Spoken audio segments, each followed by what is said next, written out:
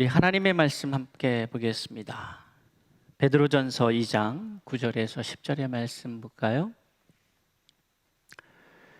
그러나 너희는 택하신 족속이요 왕같은 제사장들이요 거룩한 나라요 그의 소유가 된 백성이니 이는 너희를 어두운 데서 불러내어 그의 기이한 빛에 들어가게 하시니의 아름다운 덕을 선포하게 하려 하심이라.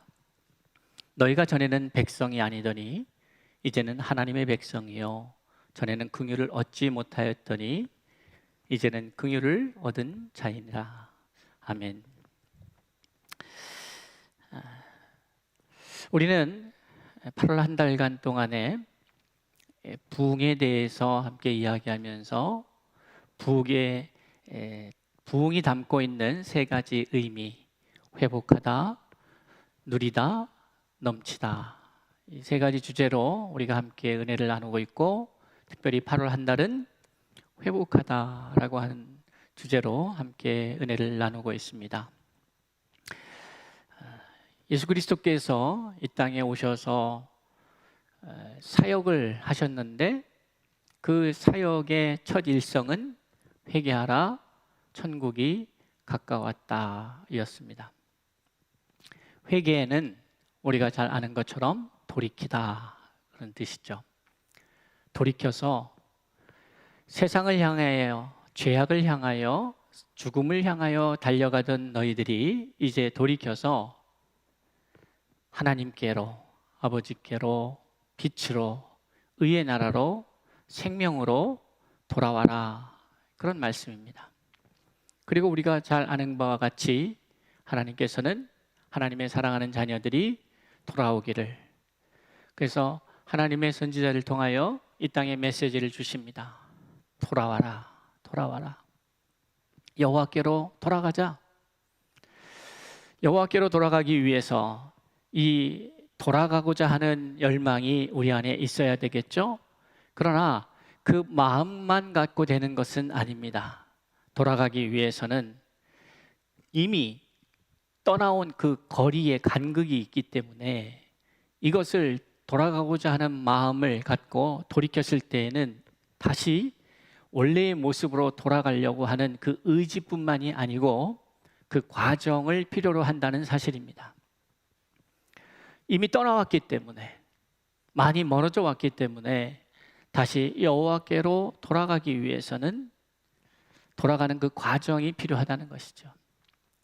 그래서 그 첫 단계는 회개하는 것이다. 내가 죄인인 것을 고백하고 나의 이 모습으로는 하나님 나라의 백성으로서, 하나님의 자녀로서 합당하지 않기에 이제 그동안에 멀어져 왔던 이 거리들, 그것을 돌이켜서 다시 가기 위해서 우리는 돌아가고자 하는 그 열망과 함께 회개의 모습이 필요하다. 우리는 그 장면을 누가복음에서 보게 되는데 탕자의 비유를 통하여 확인하게 됩니다.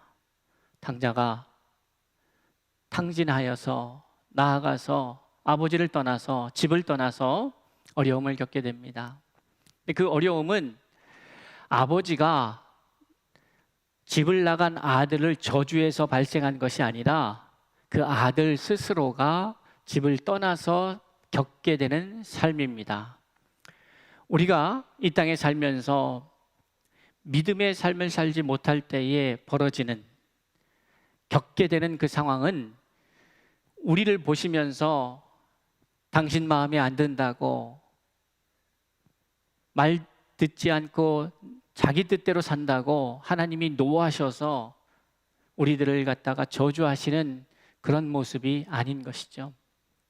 우리가 빛을 떠날 때에 어둠에 거할 수밖에 없고, 어둠에 거하게 되면 춥고 배고프고 아프고 그런 일이 발생하는 것입니다.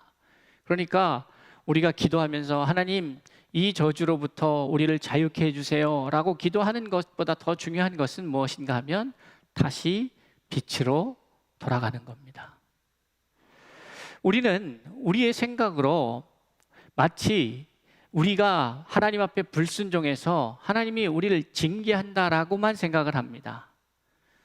하나님의 본심은 징계가 주어지는 그 상황 속에서도 돌아오기를 간절히 소망하고 계시는 것이죠.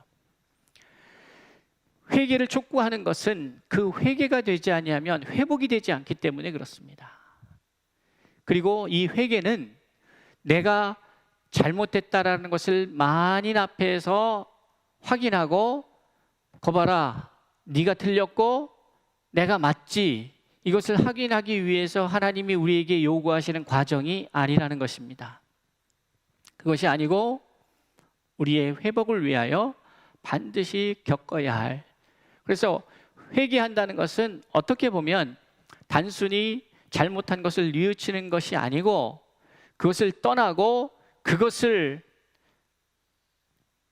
내 온몸으로 거부하고 이제는 내 존재 자체가 하나님을 떠나 있는 그 상태에 대해서 거부하는 것을 넘어서서 그것을 증오해야 되는 것이죠. 그 상태에 대해서 괴로워할 줄 알아야 되는 거예요. 살 수가 없어야 되는 거예요. 그런 사람이 되어야 되는 것이죠. 그래야 또다시 그것을 반복하지 않기 때문에 그렇습니다. 그리고 그 회개의 과정을 통해서 이제 하나님께로 돌아가기 위해서는 밟아야 될 단계가 있습니다. 첫 번째로 어떤 단계를 밟아야 하느냐? 내가 죄인인 것을 인정해야 합니다. 내가 죄인인 것을 인정하지 않으면 돌이켜서 걸어가는 그 과정 속에서 나의 이 돌이키고 다시 회개의 과정을 통하여 나아가는 이 행위 자체에 대한 명분을 상실하게 됩니다. 내가 잘못했다는 것, 내가 죄인이라는 것, 그리고 이 죄인으로 있다 보면 결국은 사망한다는 것, 아니 이미 우리는 죽은 자이라는 사실을 인정하는 것이 시작입니다. 그리고 그 다음 단계는 그렇기 때문에 죄인인 나에게는 어떠한 생명의 희망도 가질 수 없다.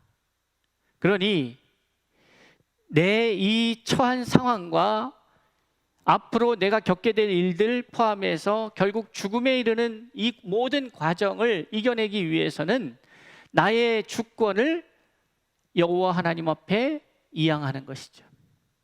그러니까 내 뜻대로 사는 인생을 이제는 접는다는 것이죠. 저들이 다 양 같아서 제 길로 갔거늘, 또 다른 말로는 뭐예요? 사사기의 말씀을 빌어서 말씀드리자면 백성이 다 자기의 소견대로 행하였다 하는 거예요. 소견대로 각각 제 길로 가고 싶은 대로 하고 싶은 대로. 오늘 이 사회에는 절대적 진리를 부인한 채 우리에게 무엇을 어렸을 때부터 가르치냐면 내가 맞다는 거예요. 세상 사람들이 어떻게 하는지 상관없다. 도덕, 윤리, 관습 이런 거 의미가 있는 것이 아니고 내가 느끼는 것이 맞다. 내가 아프다고 느끼면 그건 아픈 거예요. 맞을 수도 있고 틀릴 수 있습니다. 그것을 판단하는 내가 절대적이지 않기 때문에, 그것을 결정하는 내가 절대적이지 않기 때문에 틀릴 수도 있고 맞을 수도 있는 거예요. 그러니까 어떠한 이유에서 그러한 결정에 이르게 됐는지를 잘 살펴보지 않으면 일반화해서 내가 느낄 때에 이거는 문제다 생각하면 문제고, 이것이 잘못됐다 생각하면 잘못이다, 이런 논리로 가다 보면 내가 절대자가 되고 내가 신이 되는 것이죠. 그런데 오늘 세상이 그것을 가리키고 있다는 거예요. 인권이라고 하는 이름으로, 또 개인의 유익을 추구한다고 하는 이유로, 개인을 존중한다는 이유로 개인이 하나님이 되어버리는 거예요. 그러니까 오늘날 시대는 하나님을 부인하지 않고 하나님을 인정을 해요. 그런데 겉으로는 그렇게 해요. 종교에 자유를 주고 종교를 인정하는 것 같아요. 그런데 가만히 보면 그것은 하나의 종교적 행위이고 실제적 신은 따로 있는 거죠. 실제적 신이 누굽니까? 나예요. 내 생각이 맞고 내 주장이 맞고 내 느낌이 맞고 내 욕구가 맞는 거예요. 오늘 세상이 그렇게 흘러가고 있는 거예요. 그러다 보면 어떤 일이 벌어지겠습니까? 내가 창조주에 의해서 창조된 창조물인 것을 잊게 됩니다. 내가 지음받은 존재라는 것을 잊게 되는 것이죠. 그래서 내 멋대로 행동하고 내 뜻대로 살려고 하는 거예요. 자, 그 결과 인생이 어떻게 됐냐? 아픈 거예요. 문제가 발생한 거예요. 관계가 아프고 몸이 아프고 우리의 마음이 아프고 우리의 생각이 아프기 시작한 거예요. 병이 난 거예요. 그러니까 예수님께서 이 땅에 오셔서 한 사역이 뭡니까? 병들고 약한 것을 회복하시는 사역을 한 거예요. 다 아파요, 사람들이. 안 아픈 것 같은데 다 아픈 거예요. 상처를 받아요. 여러분, 내가 내 뜻대로 내 의지대로 살아간다고는 하지만, 그러나 가만히 우리가 생각해 보면 여러분의 뜻대로 여러분의 의지대로 될 수 있는 것이 얼마나 되겠습니까? 우리는 그저 자그마한 바이러스에 의해서 온 세계가 공포에 사로잡혀서 이 어려움을 겪고 있지 않습니까? 이러한 지경에 있는 참으로 연약한 존재임에도 불구하고 마치 우리가 하나님인 양 행동하고 있다 이 말이에요. 우리의 주권을 주님 앞에 이제 이양해야 돼요. 내 뜻대로가 아니라 주님 뜻대로 살기로 했네. 내 의지대로 내 방식대로가 아니라 주의 뜻대로 살기로 했네. 그러니까 주의 뜻을 알기 위해서는 어떻게 해야 합니까? 주의 뜻을 물어야 하겠죠. 주님, 주의 뜻이 무엇입니까? 이것은, 이 전제는, 이 묻는 전제는 뭐냐면 주님의 뜻과 나의 뜻이 다르다는 전제 속에서 이루어지는 겁니다. 그러니까 처음에 말씀드렸던 것처럼 우리가 죄인이라고 하는 것은 하나님의 뜻과 내 생각이 차이가 생기고 간극이 생기고 거리감이 있고 달랐던 거예요. 그게 죄예요. 하말티아라고 하는 것은 관역에서 벗어나는 거예요. 진리, 의, 생명, 이것으로부터 벗어났어요. 그러니까 거짓으로 가요. 그러니까 마귀는 거짓의 아비라고 요한은 요한복음 8장에서 말씀하고 있어요. 거짓의 아비인 거예요. 진리로 가지 않고 진리를 부인하는 쪽으로 가고 있는 거예요. 의로 가지 않고 악으로 치닫고 있는 거예요. 생명으로 가지 않고 사망으로 가고 있는 거죠. 어둠으로 가는 거예요. 빛이어야 되는데. 자, 이런 상황인 것이죠. 그러니 우리가 어떠한 사고를 가지고 어떠한 생각을 가지고 살아가느냐의 문제, 잘못되어 있고 이 차이를 극복하기 위해서 어떻게 해야 되느냐, 다시 밟아가야 하는데 내 방식이 아니라 하나님의 방법으로 하나하나 물으면서 이것입니까? 저것입니까? 가르침을 받아야 이 길을 갈 수가 있어요. 왜냐하면 아주 흥미로운 사실은 빛으로부터 어둠으로 올 때에 순식간에 와버렸잖아요. 그러니까 돌이켜서 이것을 찾아가는 길을 우리가 몰라요. 와보니까 어둠에 속한 거예요. 나는 이것이 옳다라고 생각해서 걸어왔는데 그 걸음의 끝자락에 와서 보니까 이게 죄의 길이고 악의 길이고 사망의 길이에요. 돌이켜서 가려고 하다 보니까 갈 수가 없는 거예요. 그럼 방법은 뭡니까? 인도하심을 받아야죠. 그 인도하심을 받는 과정이 뭐예요? 결국에 성경의 말씀이죠. 그러니까 출애굽하고 나서 약속의 땅으로 갈 때에 가장 중요한 게 뭐였습니까? 가장 첫 번째로 중요한 것이 뭐냐면 인도하심을 받는 거예요. 인도하심을 받아야 되는 거지. 물론 그 인도하심을 받기 위해서는 내가 서 있는 이곳이 잘못됐구나, 내가 서 있는 곳이 불편하구나, 내가 서 있는 곳이 죽음의 길이구나, 여기선 더 이상 살지 못하겠구나 하는 것을 스스로 깨닫고 하나님을 찾아 나가면 좋을 텐데 사람들이 그렇게 안 하죠. 그러니까 어떤 방식으로 이 문제가 풀립니까? 고난과 괴로움을 통해서 이곳을 떠나고자 하는 마음이 시작이 돼야 되는 거예요. 그러니까 우리가 해보다 안 되면니까 하나님을 찾아야 돼요. 미련한 것이죠. 미련하게 되었던 어찌됐건 깨닫고 여기가 생명의 길이 아니구나, 이것은 아니구나 하는 그런 깨달음이 있어야 그 다음에 떠나려고 하겠죠. 떠나는데 어디로 갈지 모르니 어떻게 합니까? 하나님 앞에 그것을 묻겠죠. 물은 다음에 그 묻는 자가 해야 될 일은 뭐냐면 이제는 들어야 합니다. 들어야 해요. 하나님, 어디로요? 어떻게 해요? 그래서 광야에서 이스라엘 백성들은 그 훈련을 합니다.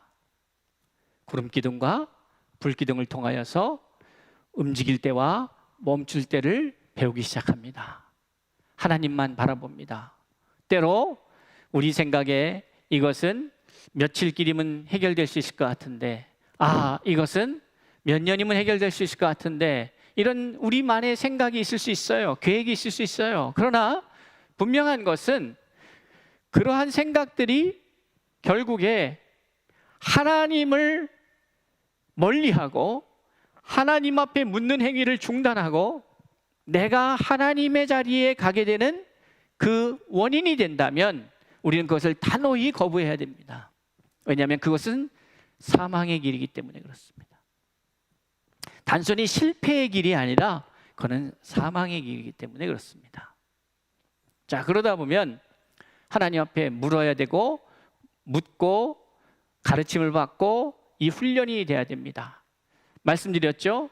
이 과정이 필요한 이유는 애초에 하나님의 생각과 내 생각이 달랐기 때문에 그렇습니다. 원래 죄 짓기 이전에 하나님의 사람은 뭐예요? 하나님의 생각과 내 생각이 다르지 않았죠. 그런데 죄를 지면서 인간이 죄를 지면서 이게 떨어져 나간 거죠. 이 차이가 있어요. 그럼 이거를 거리를 좁혀야 될 거 아니에요. 그러니까 우리는 배워야 돼요. 그런데 그게 율법의 기능이에요. 어떻게 하나님의 뜻을 다시 한번 알고 이제 그것을 영으로, 우리 혼으로, 육으로 훈련하는 거죠. 그것을 반복적으로 어떤 형식을 만들어 놓고 제사라고 하는 형식을 통해서 우리는 그것을 회복하는 과정으로 이해했어요. 그런데 문제는 뭐냐면 이 율법이 있고 제사가 있고 과정이 있고 하는 것은 하나 되기 위함이지 이것을 그냥 또박또박 지키기 위함이 아닌 거예요. 그렇지 않겠습니까? 이 과정을 둔 것은, 출애굽의 과정을 둔 것은, 불기둥과 구름기둥이 필요했던 것은 훈련이에요. 이제 가나안 땅에 들어가면 불기둥과 구름기둥은 없어요. 그냥 하나님께서 하나님의 백성들에게 하나님의 뜻, 십계명을 주셨고 율법을 주셨고 그것을 지키면서 그것이 훈련이 되면 이제는 그걸 버리고 어떻게 돼요? 버린다는 것은 그것을 폐기한다는 의미가 아니라 더 이상 불필요해요. 이게 이미 다 암기됐어요. 이미 다 내체화됐어요. 나의 몸에. 그러니 이제는, 예전에는 그 하나님의 생각을 지켜나가는 단계였다면 이제는 하나님의 생각이 내 생각이 돼야 돼요. 이러한 은혜가 저와 여러분 가운데 있기를 주의 이름으로 축복합니다.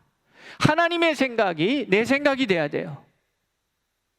그런데 아직도 하나님의 생각과 내 생각이 다르다 보니까 그 하나님의 생각과 내 생각을 일치하는 과정으로서의 율법이 필요한 거죠. 이것이 일치가 되면 그 다음부터는 뭐예요? 우리가 책을 꺼내보내지 않아도, 십계명을 보지 않아도 자연스럽게 하나님의 뜻을 알아요. 그리고 그것을 순종합니다. 그렇게 되기 전까지 우리의 주권을 이양해야 되는 거예요. 그러면 다음 단계는 뭡니까? 그렇게 주권을 이양하고 가다 보면, 훈련하다 보면 어떤 일이 벌어져요? 힘들어요. 안 하던 일을 하니까. 안 안 하더니 마음으로는 이제 인정했어요. 나의 잘못을 인정하고 나는 연약합니다. 부족합니다. 내가 죄인입니다. 주의 뜻대로 살겠습니다. 그렇게 마음은 가졌어요. 근데 문제는 뭐냐면 이제 하나님의 뜻을 들었어요. 순종해야 되는데 이게 이제 어려운 거예요. 힘든 거예요. 그래서 세 번째 단계는 뭐냐? 순종을 배우는 거예요. 근데 이 순종의 과정 속에서 힘든 게 뭐예요? 대부분 내가 잘못된 상태에서, 죄의 상태에서 의의 상태로 가다 보니까 대부분 잘못된 나의 습관들을 버리는 순종이 필요한 거죠. 내가 하나님과 하나님의 뜻과 내 뜻이 일치하는 것은 쉬워요. 그건 어렵지 않습니다. 예를 들어서 이런 거는 쉽잖아요. 배가 고파요. 하나님께서 자 이제 식사 시간이다 먹을 것을 주시면서 먹어라. 그러면 누가 불순종해요? 다 순종하죠. 그는 뭐 순종이라고 할 것도 없어요. 내 필요에 의해서. 그러니까 우리가 신앙생활을 지금 잘 봐야 돼요. 여러분이 교회 생활하고 믿음의 삶을 살면서 내 필요에 의해서 내 필요와 하나님의 뜻이 일치하는 부분은 하나도 어렵지 않아요. 근데 그것이 아니라 나는 생각이 다른데 하나님의 생각이 나하고 다르기 시작할 때에 여기에 이것을 하나로 만들어가는 매우 중요한 과정이 뭐예요? 순종이에요. 내가 동의가 돼서 하는 게 아니에요. 내가 이해가 돼서 하는 게 아니에요. 그러나 맞춰가야 되는 거예요. 그럼 어떠한 일이 벌어집니까? 이 단계를 지나면 감사가 나오는 거예요. 이래도 감사, 저래도 감사해. 여러분, 오늘 한국 기독교 안에 가장 많이 자취를 감춰진 부분이 뭐냐 보니까 오늘 요즘 코로나 시대에 우리 성도들 안에 없어진 그게 뭘까? 감사예요. 지금은 다들 싸우고 있어요. 화가 나 있어요. 나 자신하고 싸워야 되는데 자꾸 남하고 싸워요. 내 자신을 스스로 지켜야 되는데 무릇 지킬 만한 것보다 마음을 지켜야 되는데 엉뚱한 사람들한테 내 화가 나가고 있어요.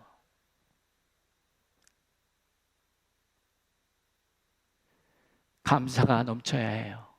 우리 서울중심교회와 고대임교회 성도들 감사의 역사가 일어나길 바랍니다. 감사. 어느 때부턴가 우리의 입에서 감사가 멀어지고 있다면 기쁨도 사라질 거예요. 그러면 우리의 믿음도 약해지는 거예요. 자, 이 과정, 이것들이 하나님께로 돌아가는 과정이에요. 이 회복의 과정이에요. 자, 그러면 이 과정 속에서 우리는 하나 배워야 될 것이 있죠. 예수 그리스도께서 이 땅에 오신 것은 우리를 구원하러 오셨다. 이건 너무나도 잘 아는 사실입니다. 근데 이 구원의 개념을 어떻게 이해해야 될 것인가? 이것이 단순히 하나의 정의만 있는 것인가를 생각해 봐야죠. 왜 예수님께서는 가르치셨을까? 그리고 전파하셨을까? 그리고 회복시키셨을까? 이 모든 영역에서의 회복이 필요한 것이죠. 그러니까 우리는 잘 생각해야 합니다. 구원을 받는다라고 하는 것은 매우 복잡한 이야기가 그 안에 있습니다. 제가 왜 복잡하다라고 하는 것은 다양한 의미가 있다라는 의미예요. 다양한 의미가 있다라는. 여러분, 이 구원의 다양성을 이해하기 위해서는 우리의 삶을 좀 들여다볼 필요가 있습니다. 우리의 삶이 매우 복잡합니다. 그래서 우리의 삶의 현실로부터 우리가 도피하는 것이 구원이 아니고 이것을 이겨내는 것이 구원의 의미가 있는 것인데 너무나도 다양한 삶이 있다 보니까 이것을 한마디로 얘기하기는 쉽지 않아요. 그러나 분명한 것은 사망으로부터 우리를 생명으로, 이 사망으로부터 생명이라고 하는 것은 슬픔으로부터 기쁨으로의 의미고, 어둠으로부터 빛의 의미가 있고, 절망으로부터 희망의 의미가 있는 거예요. 소망의 의미가 있는 거예요. 그러면 이 단어들을 생각해 보면서 우리의 삶에 어느 단어가 더 많이 일어나고 있는가를 한번 살펴봐야 하죠. 그러니까 믿음의 사람들은 명확하게 하나님이 주신 마음 속에서 일어나고 있는 내 내면의 상태를 들여다봐야 해요. 그리고 그것이 어떠한 마음이 주로 나를 사로잡고 있는지를 면밀히 지켜봐야 내 신앙의 상태를 잘 점검할 수 있게 되는 것이죠. 자, 구원을 받는다는 의미를 저는 이제 오늘 이 시간에 복잡한 이야기일 수 있고 다양한 얘기일 수 있지만은 좀 심플하게 정리하자면 이런 의미입니다. 우리의 신분이 바뀌는 것에 문제가 있습니다. 정체성에 문제가 있어요. 그래서 지난주에 제가 관계의 회복에 대한 이야기를 기억하십니까? 관계의 회복. 우리가 그냥 흙이었는데 하나님께서 우리에게 생기를 불어넣으시는 순간 우리는 생명이 되었다. 하나님과 우리와의 관계가 우리가 하나님으로부터 나온 생명의 생기에 의해서 생명이 되었다. 그러니까 이것을 뭐 어렵게 얘기하는데 사실은 뭐예요? 우리 부모 자식 간의 관계나 똑같은 거예요. 우리가 어디로부터 나온 거예요? 아비로부터, 어미로부터 나왔잖아요. 부모님으로부터 나왔잖아요. 아담과 하와는 누구로부터 나와요? 하나님으로부터 나온 거예요. 그 생기가 생명을 만들었어요. 다시 말해서 너는 내 아들이 되겠고 나는 너의 아비가 되겠고, 이것은 엄청난 변화 아니겠습니까?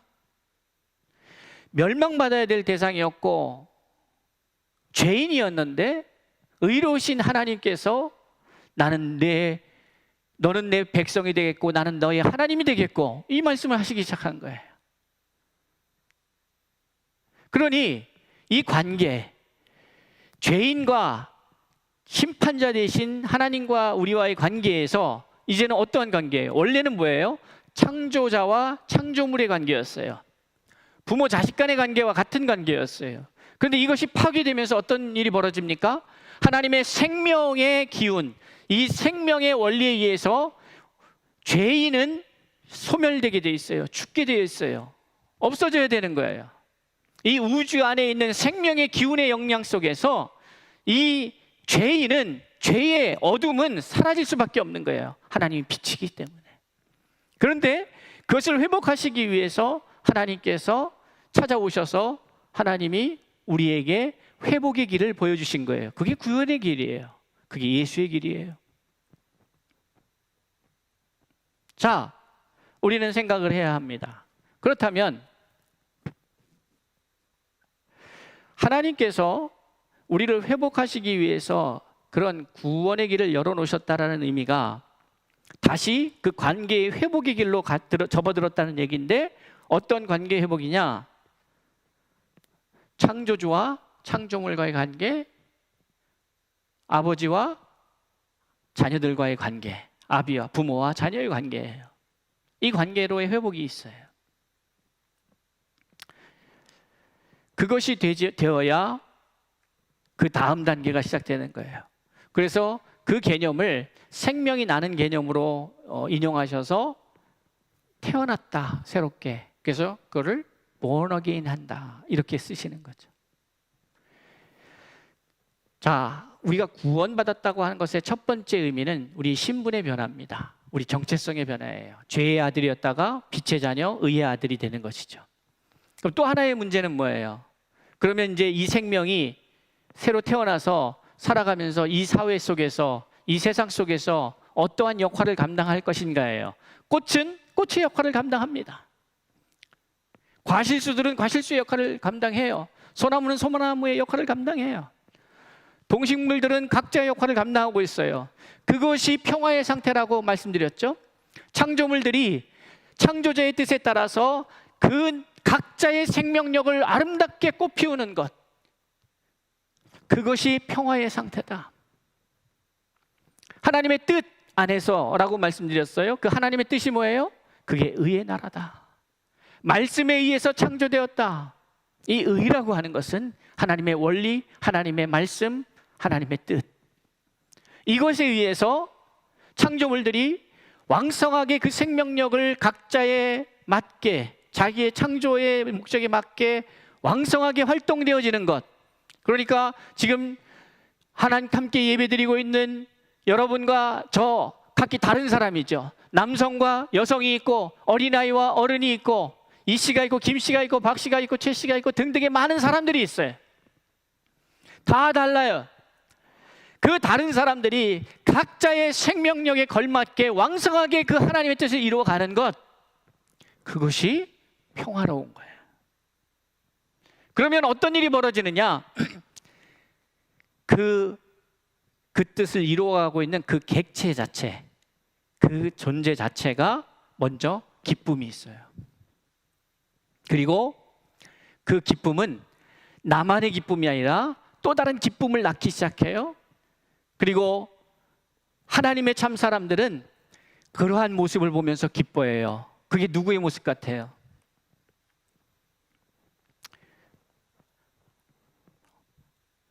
창세기 1장 30절 이하에 나오는 하나님의 모습이죠. 이 모든 창조물을 보시고 심히 좋았다, 이렇게 말씀하시는 거예요. 그러니까 하나님의 속성은 어떤 거냐면 생명력 있게 모든 것들이 살아나는 것. 더 아주 피부에 닿는, 마음에 닿는 말로 하면 이 시간에 함께 예배하고 있는 저와 여러분이 인생을 살아가면서 어떠한 상황 속에서도 살맛나는 삶을 살아가는 것을 하나님은 기뻐하신다 이거죠. 그런데 마귀의 자식들은 어떤 거냐면 남이 잘 되는 꼴이 기쁘지 않아요. 남 잘 되는 게 배가 아픈 거예요. 네.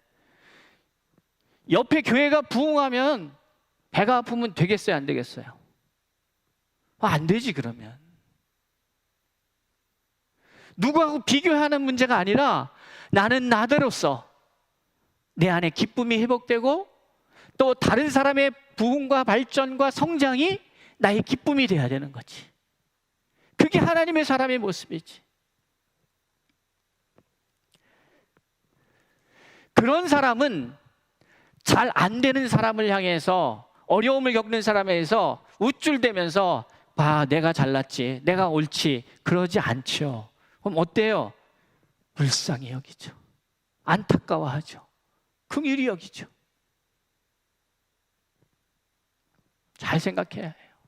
정말 하나님의 사람은 어떤 사람인가? 그렇게 우리의 신분이 바뀌는 것도 있지만 두 번째로는 이 땅에 살면서 그 생명력을 회복해서 풍요롭게 성장하고 발전하고 이것이 모든 이의 기쁨이 되게 하는 것, 그것 뭐예요? 사명이에요. 사명. 오늘 이야기하고 싶은 사명. 오늘 베드로전서 2장에서는 그것을 얘기하고 있는 거예요. 예수 그리스도를 사람들은 건축자의 버린 돌처럼 여겼어요. 뭐 건축자가 돌을 하다 보면은 막 맞추다 보면 불필요하다고 생각하는 것 있어요. 그 버린 거예요. 그냥 쓸모 없다고 생각한 거예요. 그런데 너희들에게는 그게 보배다. 너희들이 그것을 보배로 여긴다면 너희들의 신분이 바뀐 거야. 너희들 어떻게 바뀌었나? 2장 9절에 뭐라고 말씀하고 있습니까? 오직 너희는 뭐라고 그랬어요? 택하신? 네, 보여주세요. 족속이요. 왕같은 제사장이다. 거룩한 나라다. 소유된 백성이다. 예전에는 이렇지 않았어요.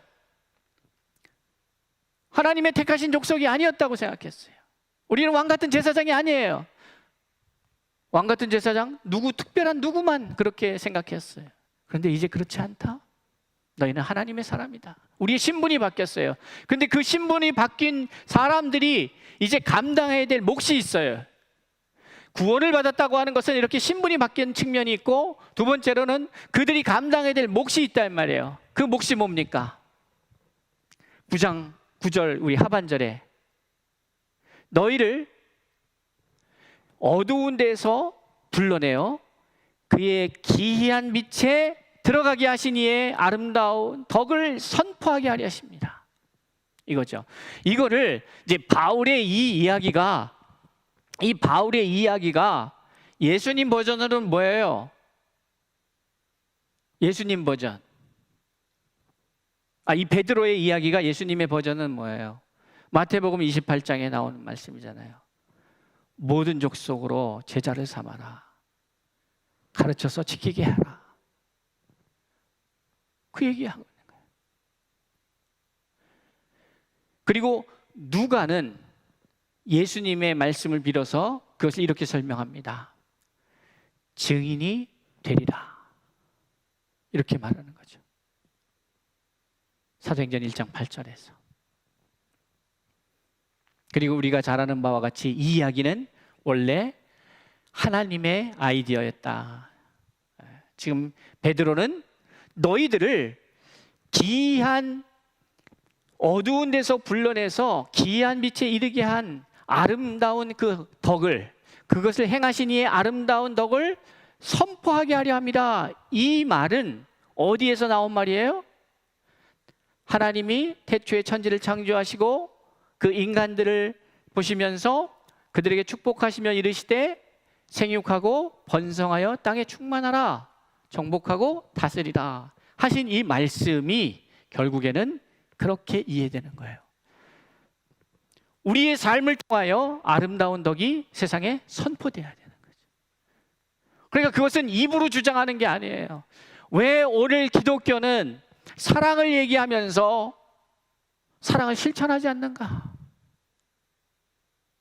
도대체 그 사랑은 무엇인가? 이기적 사랑이 무슨 사랑이에요? 내가 내 마음에 들어서 내가 좋아하는 것, 그걸 사랑이라고 말할 수는 없죠. 오늘 우리 이 사회가 혼란의 시대를 겪고 있는데 우리는 명확히 할 필요가 있습니다. 하나님의 사람들은 마이너리티가 아니에요. 머저리티예요.